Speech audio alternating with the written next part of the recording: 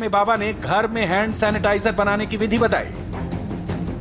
1 litre पानी लिया, उसमें 100 ग्राम के करीब नीम के पत्ते डाल दिए, उसमें थोड़े 10-20 पत्ते तुलसी के डाल दिए, उनको उबाल लिया अच्छी तरह से।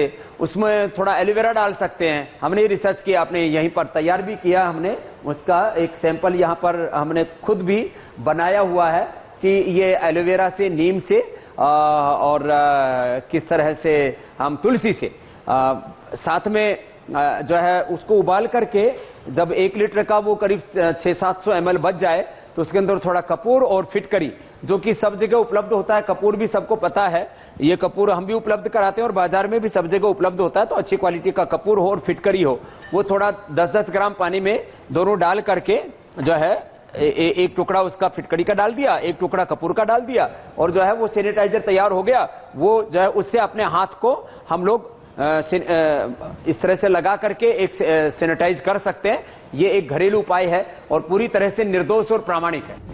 बाबा रामदेव ने बेहद वैज्ञानिक तरीके से बताया कि इस वायरस की चपेट में वही आता है जिसकी इम्यूनिटी कमजोर है। वायरस से बचाव के लिए इम्यूनिटी बढ़ाना जरूरी है। चीजें इम्यूनिटी को बढ़ाने के लिए प्राणायाम, ब्रीदिंग एक्सरसाइज, और इसका इंस्टेंट इफेक्ट होता है। तो मैं सबसे कहूंगा कि सबसे पहले तो प्राणायाम करें और खाने पीने में विटामिन सी, खास करके आंवला है, नींबू है, नींबू ऐसे इस दाल में भी डालकर लेते हैं, पानी में भी डाल करके पीते हैं। और किसी को थोड़ा कफ एलर्जी हो तो नींबू के साथ नींबू को गर्म पानी में डालो, थोड़ा उसमें अदरक और शहद और डाल दो तो औषधि हो जाती है। संतरा है, ये विटामिन सी के बड़े स्रोत हैं। प्रोटीन है, प्रोटीन दालों में, दूध में पर्याप्त मात्रा में होता है और नेचुरल प्रोटीन स्पिरुलिना में होता है, जो सिवाल जिसको हम बोलते हैं गांव की भाषा में, जो साफ पानी के ऊपर सिवाल को तैयार किया जाता है। तो जो है प्रोटीन की मात्रा लें, विटामिन सी की मात्रा खाने में लें, हरी सब्जियां ज्यादा खाएं और जो जितना भी जंक फूड है, फास्ट फूड है, कोल्ड ड्रिंक्स है, इनसे अपने आप को बचाएं।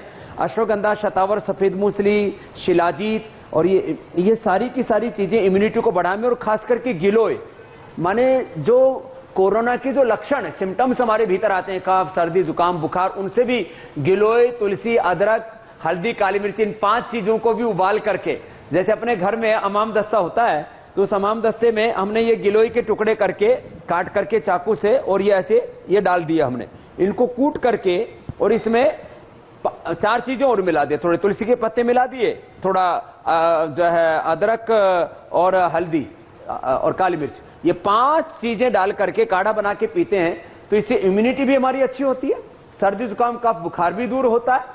माने संक्रमित होने के पहले, संक्रमित होने के बाद, दोनों अवस्थाओं में इसको प्रयोग किया जा सकता है।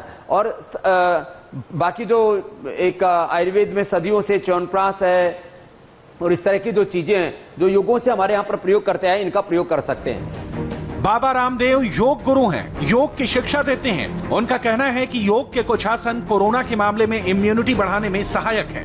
उन्होंने पतंजलि रिसर्च इंस्टीट्यूट की लैब में ही उन आसनों का दर्शकों के लिए डेमो दिया।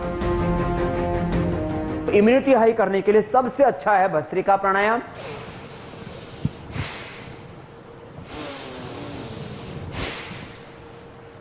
सामान्य रूप से करीब 2.5 सेकंड में श्वास को लेना और 2.5 सेकंड में श्वास को छोड़ना। होने के पहले, होने के बाद, दोनों अवस्थाओं में सौरभ भाई इसको किया जा सकता है। दूसरी बात एक खास मैं ये बताना चाहता हूं कि यदि आप यंग हैं तो आप इसको तेजी से भी कर सकते हैं ऐसे।